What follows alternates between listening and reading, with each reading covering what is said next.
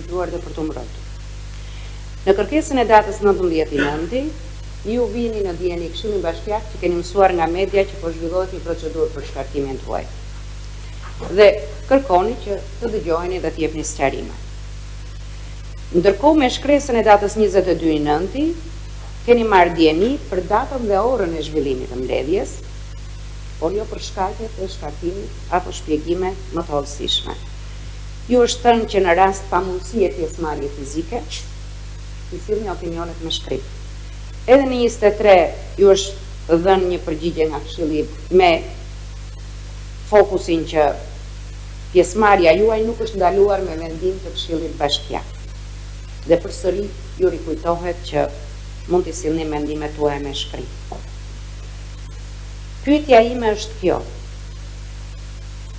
Mendoni ju që pjesëmarrja juaj fizike do të evidentonte ndonjë argument të përmbledhur, pavarësisht se ju i shtjelluar dhe për hir të së vërtetës unë pata pak dilemë nëse e bëja pyetjen apo jo, megjithatë dua të qëndroj në këtë kontekst.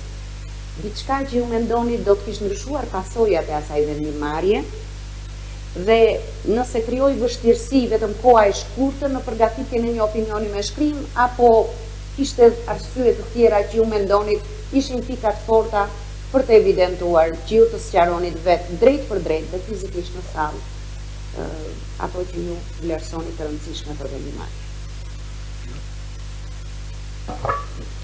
Nderuar zonë gjyqtari, ju falenderoj shumë për pyetjen.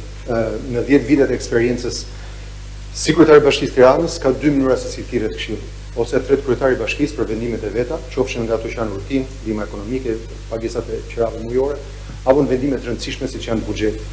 Ka dhe një mënyrë tjetër kur e thret Këshilli. Kur e thret kryetari, është kryetari që fton Këshillin. Kur e thret Këshilli, Këshilli duhet të ftojë kryetarin. Me shumë respekt dua vetëm t'ju korrigjoj pak në pyetjen tuaj, nuk kam marrë përgjigje nga Këshilli. Kam marrë përgjigje nga sekretari i Këshillit që nuk është antar i Këshillit Bashkiak. Dhe nuk është autorizuar nga Këshilli, Këshilli duhet votonte për këtë ftesë. Sepse Këshilli mund të mblidhet edhe vetë, por në këtë rast kur gjykohet kryetari i Bashkisë, duhet merrte një votim Këshilli Bashkiak për këtë ftesë. Dhe nuk mund ta linte këtë në një komunikim me sekretarin e Këshillit që nuk është as i zgjedhur, është thellësisht administrativ. Kështu që në këtë sens është shkelur, as nuk jam njoftuar të shohësh nga televizioni i Burgut që po mblidhet Këshilli Bashkiak i Tiranës.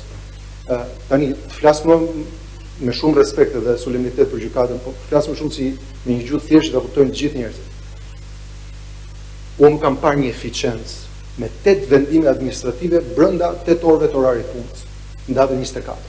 Do të thënë një eficiencë kur unë kam kërkuar për ndihmë ekonomike, kam kërkuar Këshillin për lloj-lloj situata që duhet lutesh aman t'u japim lekët njerëzve që s'mbyllën dot muaj. Një eficiencë shembullore që fillon me Këshillin Bashkiak dhe mbaron me dekretin e presidentit është mbreslëndse për eficiencën e shtetit tonë. Ne kemi pasur situata të tmeshme, katastrofike, pandemia, tërmeti, dhe s'kan kaluar me shpejtësi kaq të madhe nga një vendim në orë, në 8 orët e 8 vendimeve që janë marrë atë ditë. Nga Këshilli te prefektura, ke ministri i linjës, te VKM-ja, te presidenti kështu me radhë. Kështu që në këtë sens ky është fshati që duket. Nuk ka nevojë për kallëuzin tim, sepse kjo kuptohet shumë qartë që më është mohuar njoftimi, më është mohuar ftesa, më është mohuar e drejta për që në aty. A do kisha fuqi që të ndroja mendimin e tyre? Këtë skemi si ta zbulojnë përsa kohë që nuk ma dhënë këtë mundësi. Unë besoj që fjalët kanë peshë. Edhe unë besoj që kur njerëz u jepen mundësia që të shprehen, në të kundërt, diferenca do të ishte, ju keni bërë diferencën në këtë vendim sot.